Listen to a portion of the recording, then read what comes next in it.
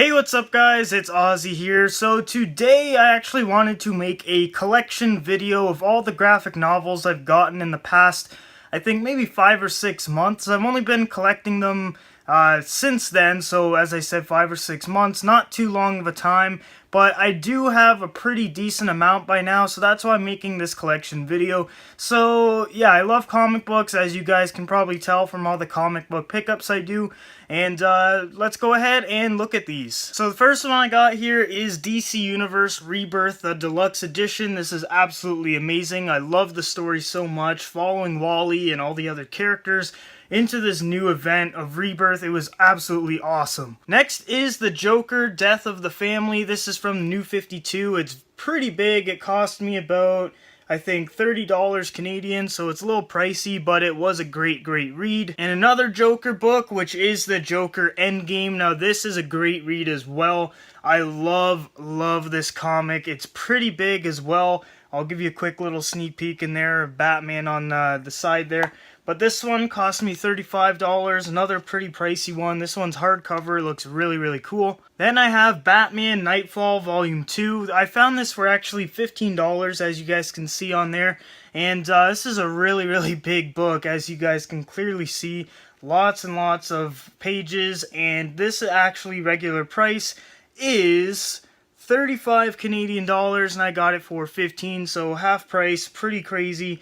And I cannot wait to get the other 2 volumes and then read those in the summer. Then I have Batman, the New 52, Volume 1, The Court of Owls. I love this. I love the Court of Owls story so much. I love Batman, and man, this story was absolutely awesome. I was flipping through the pages so fast because it was so good. Next up is The City of Owls. So this is volume 2 of that story, and man, the continuation was just as good as the first one. I definitely recommend to get the Court of Owls story from the Batman New 52 stuff. And then this one I actually got the most recently, which is Batman The Resurrection of Ra's al Ghul, or Ra's al Ghul, however you want to pronounce it. The cover looks pretty cool. I haven't read it, as I mentioned before, but this one is actually 35 Canadian dollars brand new, and I got it for 10. So pretty great price and pretty great deal. So I can't wait to read this one. Then a staple of every graphic novel or comic book lover's collection, and this is Batman the Killing Joke. This is the deluxe edition from Chapters. This one actually cost me $21. So it was a little bit pricey for a comic that isn't too big, as you can clearly see, but it is one of the most iconic stories ever, and it looks great in my collection, and I love the story. Then this is another one I haven't read. This is the Dark Knight, or Batman from New 52, Cycle of Violence. I think this has to do with Scarecrow. My brother said he really liked it, so I can't wait to check this out in the summer as well. I know I keep saying in the summer, and that's because I don't really have time to read right now because I need to study hard to get into university, so that's why I have all these graphic novels that I need to read in the summer when I have more time. Now on to some Superman stuff. So I have Superman Earth 1 Volume 1. This was really cool. It was pretty cheap too. It was only about $13, and it's a pretty great read. Then I have Superman Rebirth Volume 1. It's called Son of Superman.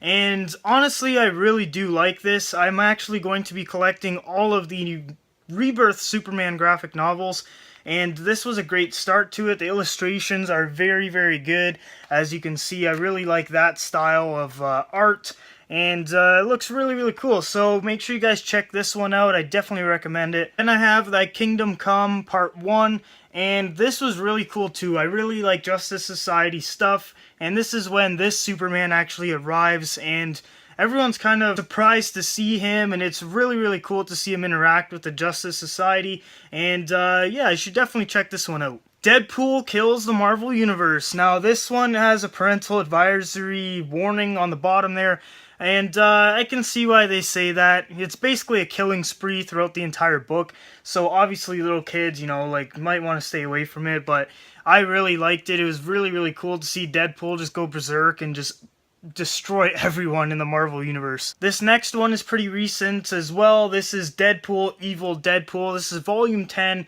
and I haven't read this one either, so I'm going to read that in the summer, but I really do like Deadpool comics. Pretty much anything works because honestly, if the comic's not even good, Deadpool talking to you, like breaking the fourth wall, just makes it worth it, and it's really, really cool to read.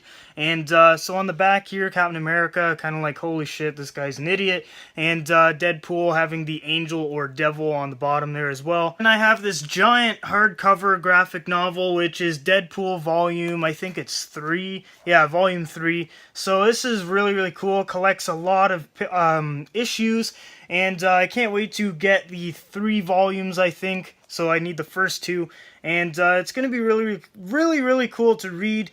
Obviously, it's pretty big as well. As you can see, I picked this up for $18. I think it was used, but it's in pretty good condition, as you can clearly see. Then I have my one and only Star Wars graphic novel, which is Darth Vader Volume 1. I haven't read this either, but Darth Vader is probably my second favorite character in the whole Star Wars kind of universe, next to Luke Skywalker. He's just such a badass character. I love this guy.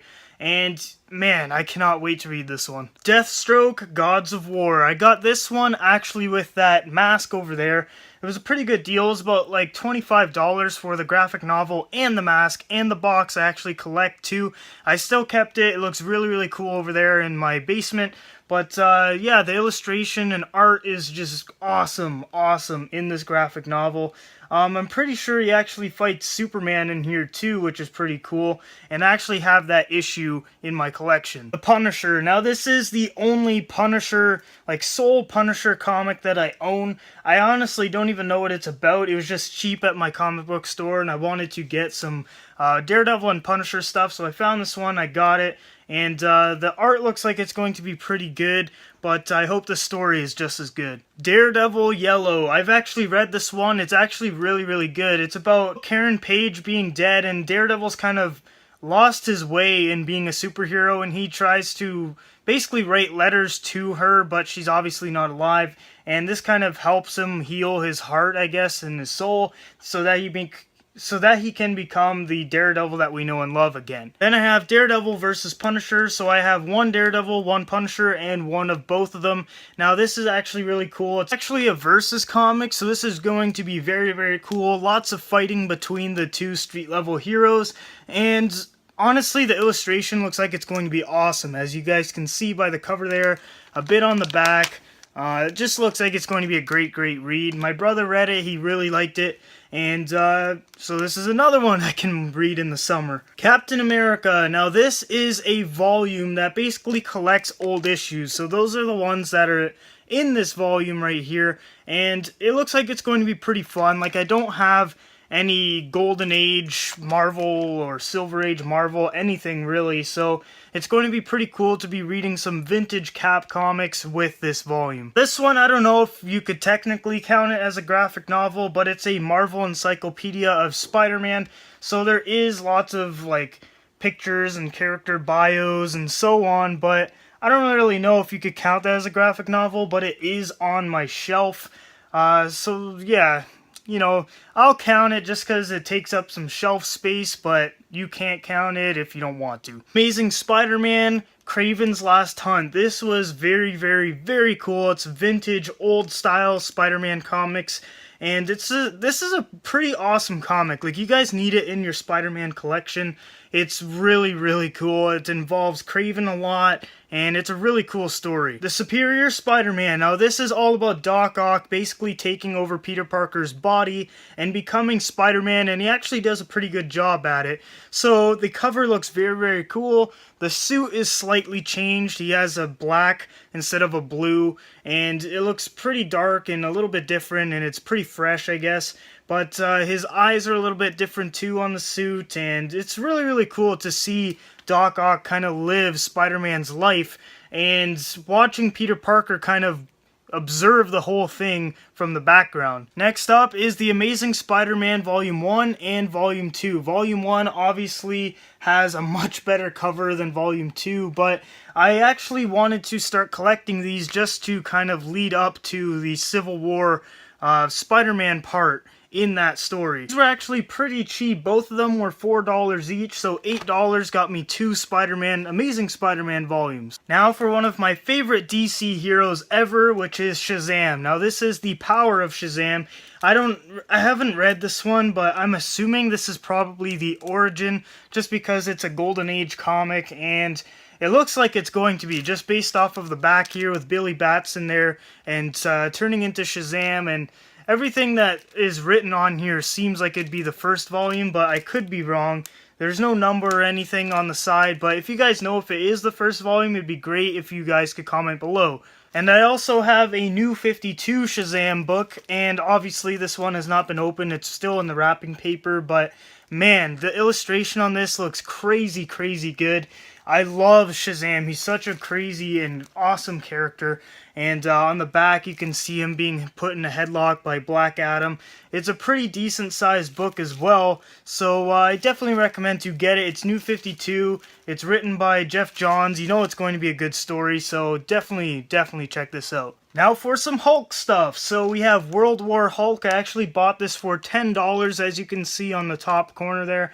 Crazy, crazy deal. And the Hulk has some pretty awesome stories. I actually haven't been able to read this one just yet because I don't have Planet Hulk. So whenever I get Planet Hulk, I'll read World War Hulk after, so I can read it in chronological order, which obviously makes sense, otherwise it won't be as enjoyable. Next up is some Red Hulk stuff. So if you guys know me, I started liking comic books really after I read some issues of the Red Hulk story by Jeff Loeb.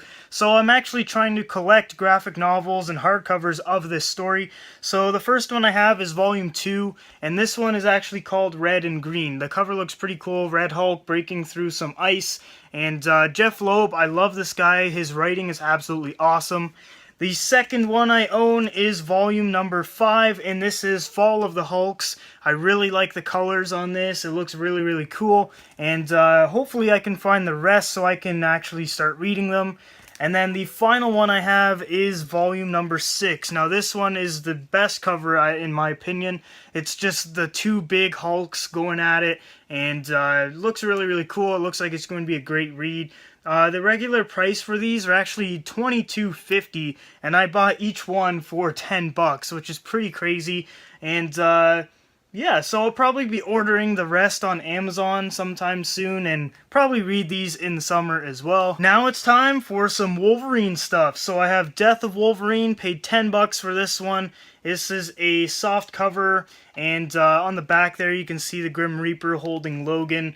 This one was pretty good. Everything about this comic was very, very good. I've read this and it was awesome, but the ending to me was just not as good as it could have been. It kind of just happened and then the end.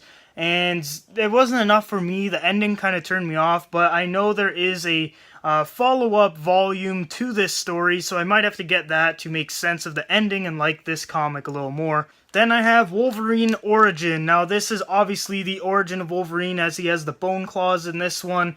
I can't wait to read this one. It's going to be really, really cool. On the back there, this might be his dad or something, as they were farmers back in the day, I think.